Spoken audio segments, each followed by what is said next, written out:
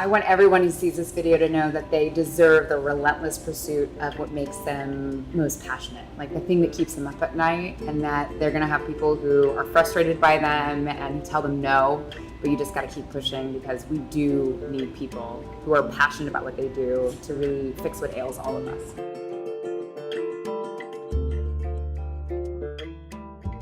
Today, I just hope that people find inspiration in all this conversation. I feel privileged to be part of this conversation and just hope that people pick up maybe just one or two things from this training and hope that they can do the same for others too. Really start to believe that they deserve the life that they want. Strictly business perspective, if you want to compete in the next decade or beyond, you need diversity. You need those different values, those different sets of options and opinions and perspectives in order to succeed. A mentor doesn't need to be this official, you're my mentor, I'm the mentee relationship. It's really just anyone that you feel comfortable enough to go to for advice. I would also say to find your employee resource group. Those employee resource groups can be extremely comforting, and it's a great place to find people that you connect with.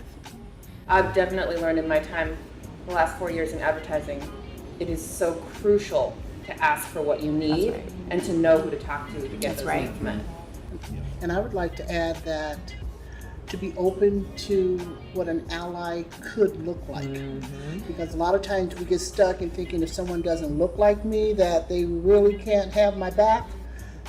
That's not true.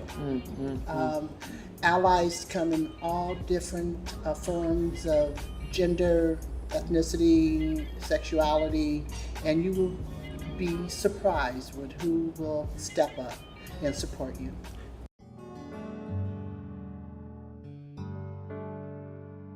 Working in education where there's so many issues regarding equity and social justice, and myself being a person of color and having very strong opinions on that, right, I oftentimes feel that I sort of need to mute those or present them in a kinder, gentler way for the people that I work with so they don't get freaked out.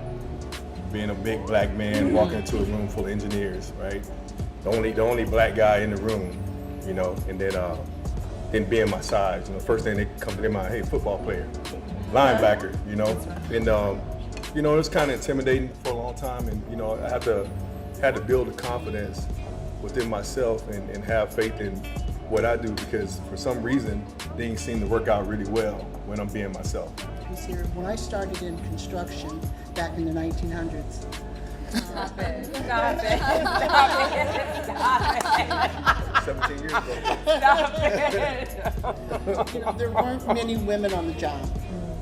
And so I would go to work looking as unattractive as possible, scarf on my head, and I did not want to put on anything to be sexualized in the workplace. That's right. And so it wasn't until I became a journeyman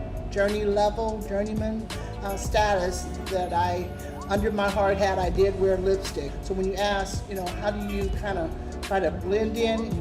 I can't, you know, every day when I show up, you see my skin color before you notice my gender. Even under a hard hat, you know, I can try to look as, you know, try to blend in as much as possible.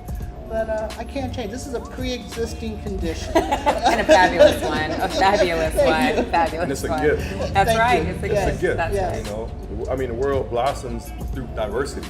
You know, so bringing that, you know, standing out is what makes you even better. You know, makes you stand Right on, out. Jerry. Yeah. Thank you. Yes. You can't give your best unless you are your best. You can't give all of you unless you show up as all of you. And I think there's a transaction there, if you will.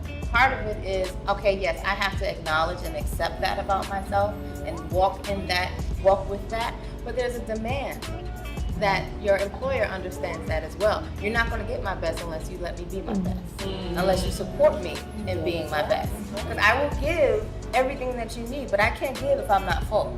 You know, and so I think that's twofold there. Part of it is on us, but then another part of it is on the employer. and creating that environment so that folks can do what they were brought there to do.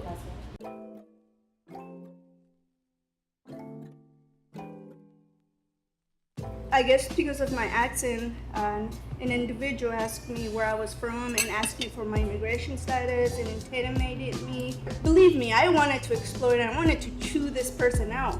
But it took me so long to get in the trade that I was not gonna let that individual get to me. Instead, I just kind of like let it be, but then talk to my union about it to see what's the best way to go. My journeyman, when I told him about it, ended up backing me up, and I didn't even know he was gonna do that. He looked very anti-immigrant and and you know, that's the worst thing that I could have done, to just stereotype. Like Donna said, you never know who's gonna back you up. So yes, find your allies and be smarter than the individual who's attacking you. People are gonna say dumb things to you, and you're just gonna have to move past them. They did use swear words to emphasize, but I will not, and just, you gotta move past it. I actually feel very bad for them. Like, how small is your world that you don't think that that's wrong, that you would ever say that to me? And I encounter that a lot, and so I just go back to my parents, or I FaceTime them, have a moment, and I have to keep it moving, so. To me, I think the greatest way to have the isms bounce off of you is to know who you are. And you create this force around you where the isms just kind of bounce off. You know, people are gonna do what they're gonna do. And you can't change that part of it. But you can change how you internalize it, or whether you internalize it. You're gonna face all of the isms. But if you walk in your truest self, and the highest confidence that you can find for yourself, then you lessen the impact that those isms have on you. And I think we all just want a little less pain. You know? I was gonna say, so I think sometimes you were actually just talking about how when it happens, like when you are in a meeting and you share an idea, and then a man, usually most times a man, will reiterate the same idea. Sometimes like that shock, it can make you feel really, really small in that moment, in real time. And it's really hard to interrupt and say like, wait, I just said that, and advocate for yourself, because then the whole room's like, yeah, guy, that's a great idea, after you just said it like 5 seconds ago. But what I found too is that depends on the audience. Having someone else reiterate your point may actually make it more powerful.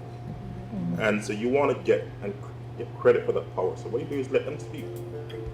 And then when they're done speaking, you say, thank you. Thank you for reiterating my point.